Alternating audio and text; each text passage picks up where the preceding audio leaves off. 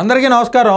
మనకి ఈ రోజు స్క్రీన్ మీద ఒక అతిథి వచ్చారు. ఈ అతిథి గారి పేరు శ్యామల. ఇంతకు ముందు ఈవిడ యాంకర్ గా పనిచేసేది. తర్వాత జగన్మోహన్ రెడ్డి గారి సమక్షంలో వైఎస్ఆర్ కాంగ్రెస్ పార్టీ తీర్థం పుచ్చుకొని మరి వైసీపీలో చేరి ఆంధ్ర రాష్ట్ర అధికార ప్రతినిధిగా వైఎస్ఆర్ కాంగ్రెస్ పార్టీకి ఎన్నికైందనమాట. ఎన్నికవడం అంటే జగన్మోహన్ రెడ్డి ఇచ్చిన అత్యద్భుతమైన పోస్ట్ అది. ఎందుకు ఇచ్చాడు అంటే ఈవిడ గతంలో బెట్టింగ్ యాప్స్ ప్రమోషన్ బాగా చేసింది. ఎంత బాగా చేసిందంటే 2 minutes to deposit 20 minutes to withdrawal. Hindi వాళ్ళు ఫోన్లు ఎత్తట్లేదా?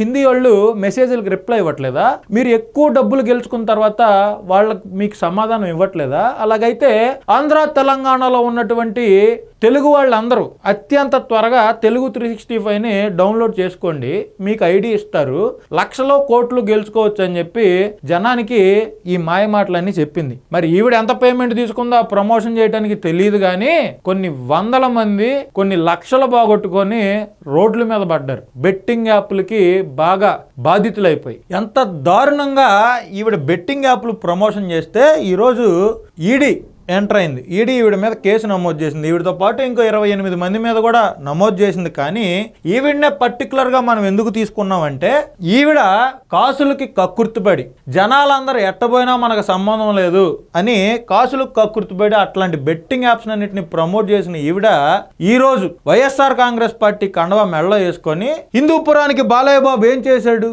హిందూపురానికి బాలయ్య బాబు ఏం చేశాడో ఈవిడికి చెప్పాలంట జనాలు. హిందూపురంలో నిరంతరం ప్రజలకు ఉన్నటువంటి సమస్య ఏంటంటే తాగునీటి సమస్య. ఆ తాగునీటి సమస్యని నందమూరి బాలకృష్ణ గారు ఎమ్మెల్యేగా ఉండగా పూర్తి స్థాయిలో తీర్చేశారు. ఇప్పుడు అక్కడ తాగునీటి సమస్య లేదు. పైగా ఈవిడ ఇంకా మాట్లాడుతుంది ఏమని, మిస్సింగ్ పవన్ కళ్యాణ్ ఫోటో ఒకటి చూపించి మిస్సింగ్ అని బోర్డు వేసింది. పవన్ కళ్యాణ్ మిస్సింగ్ అంట. ఇప్పుడు ఈవిడ మిస్ అయింది. ఈడీలో వేస్తారు గట్టిగా.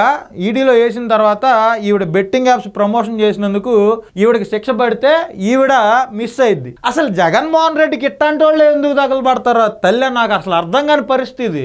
ఆయన ఒక అమరావతి ఏరియాలో అరటి తోటలు తగలబెట్టడని ఆడికి ఎంపీ పదవి ఇచ్చాడు. మరి ఈవిడకి అర్హత ఏముందని ఇచ్చాడా అంటే ఇది అర్హత అని నాకు ఇప్పుడు అర్థమైంది. బెట్టింగ్ యాప్లు ప్రమోట్ చేసింది, వేల మంది జీవితాలతో ఆడుకుంది, వందల మందిని రోడ్డును పాడేసింది.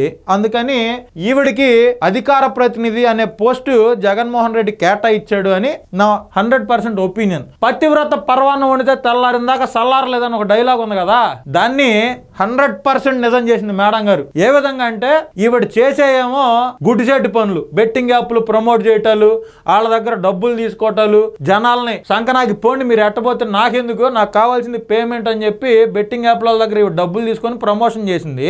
ఈ రోజేమో జగన్మోహన్ రెడ్డి లాంటి దేవుడు లేడు, బాలకృష్ణ ఏమీ చేయలేదు, బంగారుపాళ్యం జగన్మోహన్ రెడ్డి వెళ్తుంటే దండుపాళ్యం బ్యాచ్ అంతా చేతులు బిసుక్కుంటున్నారు. ఆవిడ మాటలు ఇవన్నీ. ఆవిడేమో మరి హానుభావురాల్లాగా వచ్చింది రాజకీయాల్లోకి. నా అంత తోడు లేడు, నేను ప్రజాసేవ చేస్తానని వచ్చింది. ప్రజాసేవ చేయడానికి వచ్చిన వాళ్ళ లక్షణాలు ఎట్టాగే ఉంటాయా? పంజాగొట్ట పిఎస్ లో బెట్టింగ్ యాప్లకు సంబంధించి ఈవిడ మీద కేసు పడితే విచారణకు వెళ్ళొచ్చిందిగా. బెట్టింగ్ యాప్లు ప్రమోట్ చేసే ఈవిడ వైఎస్ఆర్ కాంగ్రెస్ పార్టీ అధికార ప్రతినిధి. అసలు ఆ వైఎస్ఆర్ కాంగ్రెస్ పార్టీలో ఉండే నాయకులందరికీ ఒక రకమైన శాడిజం, సైకోయిజం. ఎవడన్నా ఇబ్బంది పడుతుంటే, ఎవడన్నా బాధపడుతుంటే చూసి నవ్వుకోవటం, ఒకడు ఏడుస్తుంటే పైశాచిక ఆనందం పొందడం.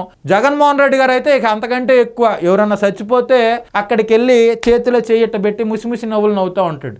ఏంటి శ్యామల గారు, మరి రాష్ట్ర ప్రజలకు ఇప్పుడు ఏం సమాధానం చెప్తారు? నేను బెట్టింగ్ యాప్లు ప్రమోట్ చేశాను, అప్పట్లో వైఎస్ఆర్ కాంగ్రెస్ పార్టీ కండవా కప్పుకొని ఆపేశాను అని చెప్తారా? లేకపోతే నా మీద తెలుగుదేశం, జనసేన, బీజేపీ కూటమి నాయకులు, కార్యకర్తలు అందరూ కలిసి ఏ వీడియోని రిలీజ్ చేశారని చెప్తారా? నీకు వందలే ఆగు, నీకు సినిమా మామూలుగా ఉండదు. ఈడీ ఎంటర్ అయింది, నువ్వు ఎంతమంది జీవితాలతో ఆడుకున్నావో. ఆంధ్ర తెలంగాణ రాష్ట్రాల్లో బెట్టింగ్ యాప్లు బంద్. ఈ విషయం నీకు తెలీదా? బయటకు వచ్చి ఓ నీతులు వల్లిస్తున్నావు కదా జనానికి.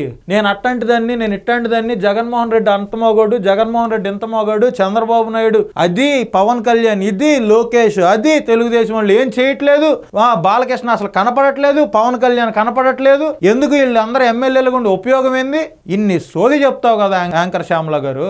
మరి ఇప్పుడు ఏమైంది? ఏం చేసావు నువ్వు? శ్రీరంగ నీతులు వల్లించడం కాదు, చేసే పనుల్లో కాత్తో కూత్తో సెన్స్ ఉండాలి. నువ్వు ఆల్రెడీ యాంకర్ గా విపరీతంగా డబ్బులు సంపాదిస్తున్నావు. విపరీతంగా సంపాదించకపోయినా నీ కుటుంబం గడవడానికి మీ ఆయన కూడా ఇండస్ట్రీలోనే ఉన్నారు, నువ్వు ఇండస్ట్రీలోనే ఉన్నావు, ఎంతో కొంత సంపాదిస్తున్నావు. ఈ బెట్టింగ్ యాప్లు ప్రమోట్ చేయాల్సిన దరిద్రం ఎందుకు నీకు? అంటే డబ్బులు ఇస్తే ఏదైనా చేస్తావు. జగన్మోహన్ రెడ్డి డబ్బులు నీకు రోజు ఇచ్చి ఏదైనా చేపిస్తాడు నీ చేత, ఎవరినైనా తిట్టిస్తాడు. అది జగన్మోహన్ రెడ్డి పైశాచికత్వం. ఆయన పార్టీలో ఉండే ప్రతి వాళ్ళకి ఆ సజ్జల రామకృష్ణారెడ్డి, జగన్మోహన్ రెడ్డి ఆ తాడేపల్లి కొంపలో నుంచి స్క్రిప్టులు రాసి పంపిస్తే అది యాజ్ యూజువల్ గా చదువుతావు. మరి బెట్టింగ్ యాప్ల ప్రమోషన్ కి నువ్వు డబ్బులు తీసుకోలేదని చెప్పే దమ్ముందా నీకు? ఇట్లాగే వైఎస్ఆర్ కాంగ్రెస్ పార్టీ సపోర్ట్ చేస్తా వారానికో వీడియో లేకపోతే 10 రోజులకో వీడియో నేను ఇస్తానని చెప్పి నువ్వు పేమెంట్ మాట్లాడుకోలేదని ఏమన్నా ఆధారాలు ఉన్నాయా? పైగా ఈ సోకాళ్ళు మేడం గారు బంగారుపాళ్యం వెళ్తుంటే నేను జగన్మోహన్ రెడ్డి అసలు అబ్బో విపరీతంగా రెచ్చిపోయింది అనుకో. ఆ బంగారుపాళ్యంలో వైసీపీ వాళ్ళు కొట్టుకున్నారో, నిజంగానే పోలీస్ చార్జ్ జరిగిందో తెలీదు. నిజంగా లాఠీ చార్జ్ జరిగితే ఒక వీడియో అన్న వచ్చేది, ఒక్క వీడియో కూడా రాలా. అక్కడ ఒక అబ్బాయికి తలకి దెబ్బ తగిలింది. ఆ అబ్బాయి కారులో వస్తుంటే మేడం గారు వీడియో కాల్ చేశారు. జగనన్న చూసావా పోలీసుల మీద ఎంత ఫైర్ అయ్యాడో, నువ్వు ఒకసారి పూర్తిగా తగ్గిన తర్వాత రా జగనన్న దగ్గరికి నేను తీసుకెళ్తాను, నిన్ను జగనన్నతో మాట్లాడిస్తా, ఏదో వరల్డ్ కప్ తెచ్చి నీకు ఎత్తాను అన్నట్టు చెబుతుంది. దాన్ని మళ్ళీ ఒక మంచి కెమెరామెన్ వీడియో రికార్డింగ్ మేడం గారి సోషల్ మీడియాలో వేయటం ఉంటది కదా, ఏదో డైలాగ్ ఉంటది. ఏంటది?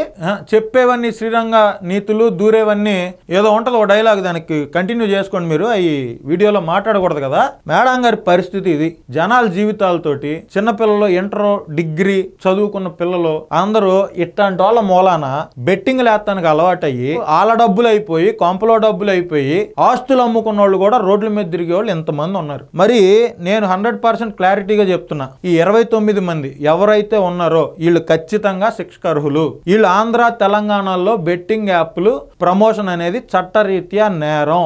బెట్టింగ్ యాప్ల్లో బెట్టింగ్ ఆడటం కూడా నేరమే.